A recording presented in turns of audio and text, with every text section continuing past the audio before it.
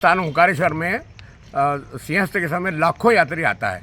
उज्जैन से जो उज्जैन यात्री आते हैं उसमें से 50% यात्री ओंकारेश्वर आता है और ओंकारेश्वर में आकर के वो नर्मदा स्नान भी करना चाहता है, वो ओंकार पर्वत की परिक्रमा भी करना चाहता है, भगवान के अच्छे से दर्शन भी करना चाहता है, 1-2 दिन रुकना भी चाहता है।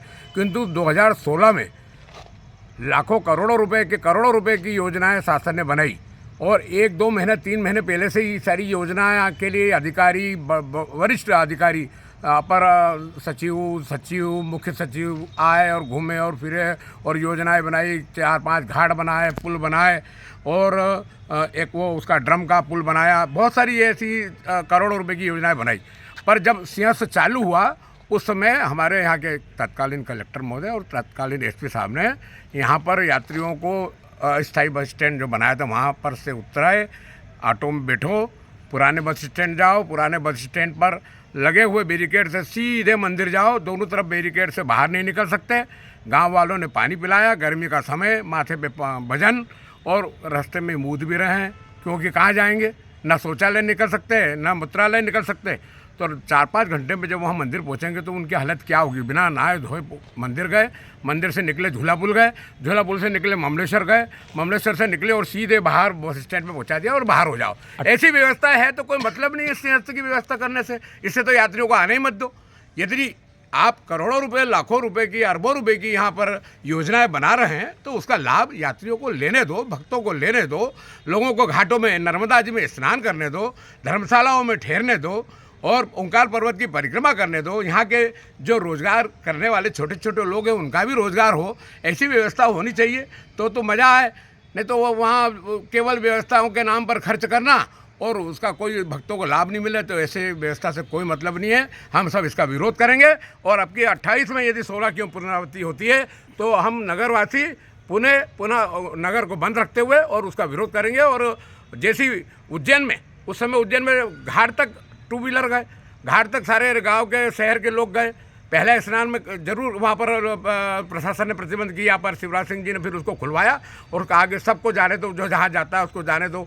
तो ऐसी व्यवस्था यहाँ भी होना था पर वो उस समय तत्कालीन कलेक्टर महोदय और तत्कालीन एसपी साहब ने क्या सोच करके सारी व्यवस्थाएं खत्म में 3000 यहाँ पर सुरक्षाकर्मी आए थे, उसमें से 2000 सुरक्षाकर्मियों को वापस भेज दिया, केवल 1000 को रखा। जबकि घाट घाट के लिए, चप्पे चप्पे के लिए ये सुरक्षाकर्मी आए थे जिनको यहाँ रखना था।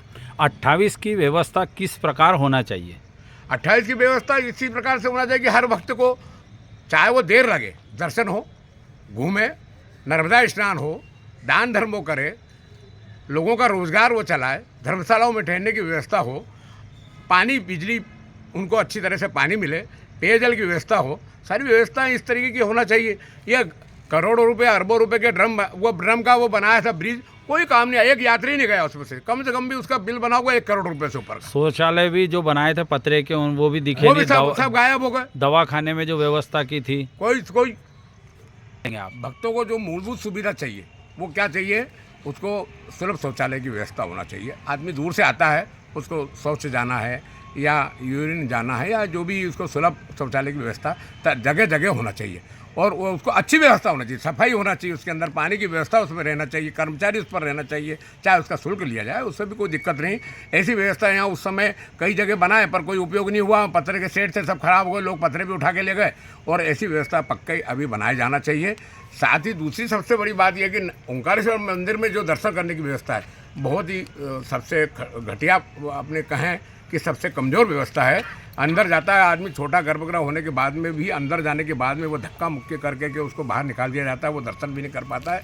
तो ऐसी व्यवस्था होना चाहिए, कम से कम 2-3 फुट 4 फुट दूर से दर्शन करें। कोरोना काल में जिस प्रकार दर्शन होते थे, कोरोना काल में जिस तरीके से दूर से दर्शन कराए और लोगों को निकालते गए, केवल लोग दर्शन के लिए आते हैं।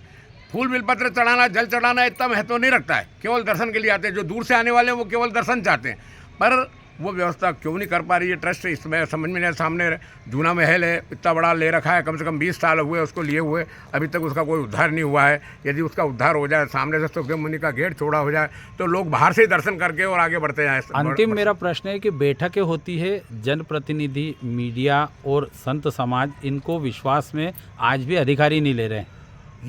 ये बिल्कुल सही बात है कि यहाँ पर प्रशासन अपनी जो भी कार्रवाई कर रहा है वो आते हैं, जाते हैं, इंजीनियर आते हैं, बड़े बड़े अधिकारी आते हैं, पर यहाँ पर यहाँ के जो निवासी हैं, जो कि मूल निवासी हैं, यहाँ के जो संत महात्मा हैं बड़े बड़े, जो यहाँ का अनुभव रखते हैं, उनसे संपर्क भी नहीं करते हैं, उनको कोई बुलाते भी नहीं है, उनसे कोई सुझाव भी नहीं लेते हैं।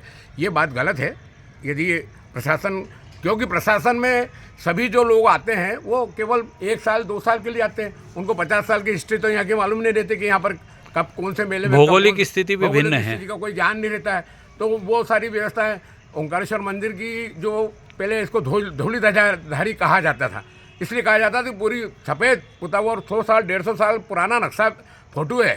पर जो उस समय कलेक्टर महोदय थे, उन्होंने पूरा घिसवा के लाखों रुपए करोड़ों रुपए उसमें घिसवा के और उसको वो सफ़ेद मिटवा दिया। और वो तो भौगोलिक स्थिति यहाँ की मालूम नहीं, पुराने लोगों से कुछ जानकारी ले नहीं पाते हैं। और वो व्यवस्थाएं यहाँ पर पुराने लोगों को, महामंडलेश्वर संतों को, बड़े जो यहाँ के जो जनप्रतिनिधि हैं, पूर्व में जो अध्यक्ष रह चुके हैं, पार्षद रह चुके हैं, या जो और भी पार्टी के जो बड़े बड़े लोग हैं, उनसे बातचीत करना चाहिए, उनसे समझना चाहिए कि यार यहाँ कैसी व्यवस्था की जाए। तो वो ये व्यवस्थाएं जो प्रशासन करता नहीं है। इसलिए मैं प्रशासन से आग्रह करता हूँ इस संबंध में, कलेक्टर महोदय से, कमिश्नर महोदय से, मुख्य सचिव महोदय से, मुख्यमंत्री जी से, कि यहाँ के लोगों को विश्वास मिले, यहाँ के संतों को विश्वास मिले, यहाँ के कुंभ को में जो आयोजन रखना है, जो व्यवस्थाएं करना है, उसके लिए यहाँ के लोगों को विश्वास में ले। आपका परिचय? मेरा नाम जयप्रकाश पुरोहित है, पूर्व नगर पंचायत का अध्यक्ष रहा हूँ मैं और समाज सेवी हूँ। और प्रदेश के किस पद पे आप? मैं अखिल भारतीय ब्राह्मण समाज की ओर से पुरोहित पुजारी तीर्थ इकाई का प्रदेश अध्यक्ष हूँ।